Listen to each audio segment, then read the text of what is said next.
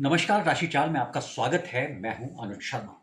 कहते हैं उम्मीद पर दुनिया कायम है। जाहिर तौर पर कोई भी शख्स हो, दुनिया का कोई भी शख्स हो, पहली सांस से लेकर आखिरी सांस तक उसका जो पूरा जीवन होता है वो महत्वाकांक्षाओं, उसकी आंखों में देखे जाने वाले सपनों पर निर्भर होता है। यानी कि हर एक शख्स पहली सांस से लेकर आखिरी सांस तक कोई ना कोई महत्वाकांक्षा रखता है। हर शख्स ये चाहता है कि उसके सपने पूरे हों, उसकी उम्मीदें पूरी हों, वो जो सोच रहा है वो वहाँ पहुँचे।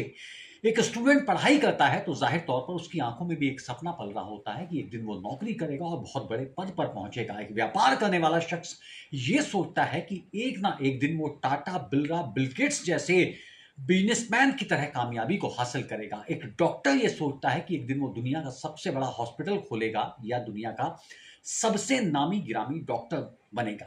एक पॉलिटिशियन भी ये सोचता है कि ज़ाहिर तौर पर आज यदि वो एक कार्यकर्ता के तौर पर किसी राजनीतिक दल में काम कर रहा है, तो एक दिन उसको भी मंत्री बनने का मौका मिलेगा या वो भी किसी राजनीतिक महत्वाकांक्षा वाले बड़े पद पर पहुँचेगा। तो ज़ाहिर तौर पर इंसान के जीवन का इस भौतिक जगत में एकमात्र लक्ष्य है, वो क्या है?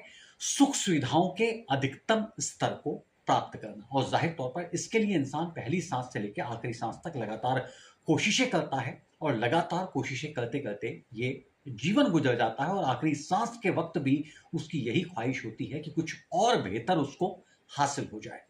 लेकिन ये वक़्त कौन-सा होता है? इतनी बड़ी ज़िंदगी में आखिरकार ज्योतिष विज्ञान के मुताबिक इस भौतिक काल में, इस कलयुग में एक इंसान की ज़िंदगी 120 वर्ष तक हो सकती है, जैसा हमारी दशा-महादशाओं का गणना मिलती है। तो ज़ाहिर तौर पर इन 120 वर्षों की ज़िंदगी में यदि औसतन हम ज़िंदगी लगाएँ 75 से 80 साल, तो आखिर वो कौन-सा वक़्त होगा जिसमें हमारे सारे सपने पूरे होंगे?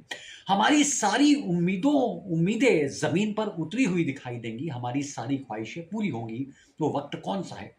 आज इसी पर चर्चा होगी और ज़ाहिर तौर पर मैं आपको बता दूँ कि ज्योतिष विज्ञान कहता है कि आपकी कुंडली में 3 ग्रह ऐसे हैं जिनकी दशा, महादशा आने पर इंसान की अधिकांश जो सपने हैं, अधिकांश जो उम्मीदें हैं, अधिकांश जो महत्वाकांक्षाएँ हैं, वो हकीकत का रूप लेकर आपकी ज़िंदगी में साकार होती हैं।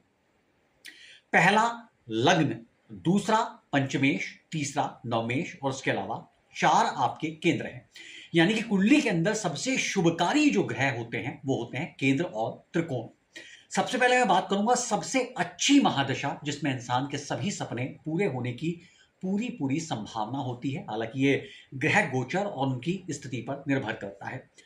नवम भाव जिसको हम भाग्य का स्वामी कहते हैं, जब भाग्य के स्वामी की दशा महादशा आती है और उसमें शुभकारी अंतरदशा प्रत्यांतर दशा लगती है, यानी सहधर्मी और संबंधी की दशा महादशा जब उसमें अंतरदशा और प्रत्यांतर दशा लगती है, नवम भाव के स्वामी की दशा आने पर तो निश्चित तौर पर आपका भाग्य जागृत होता है और आपके सपने पूरे होते हैं।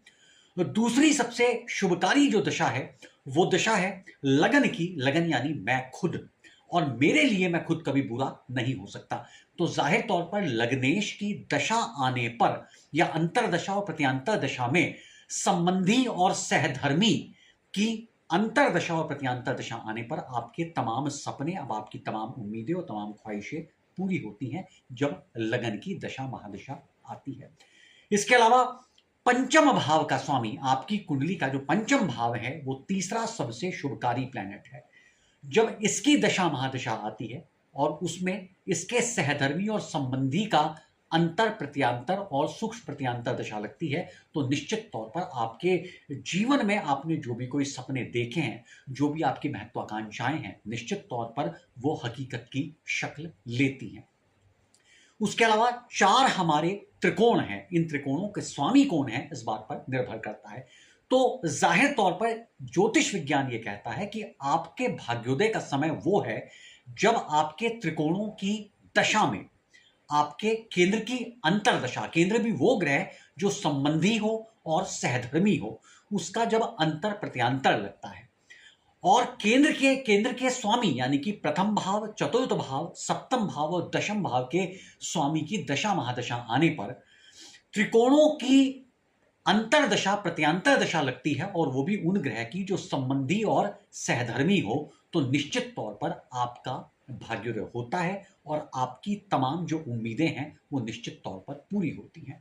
यदि शनि आपके भाग्य का स्वामी है और 19 साल के लिए शनि की महादशा आई, तो उसमें भी आप ये मानिए जिस वक्त 19 साल के इस पीरियड में शनि के संबंधी और सहधर्मी यानी कि शुक्र का अंतर और प्रत्यांतर लगेगा, और प्रत्यांतर भी किसी ऐसे ही ग्रह का लगेगा जो संबंधी और सहधर्मी हो, निश्चित तौर पर ये जो वक्त होता है, ये वक्त मुश्किल से 6 महीने से लेकर 2.5 वर्ष तक का हो सकता है।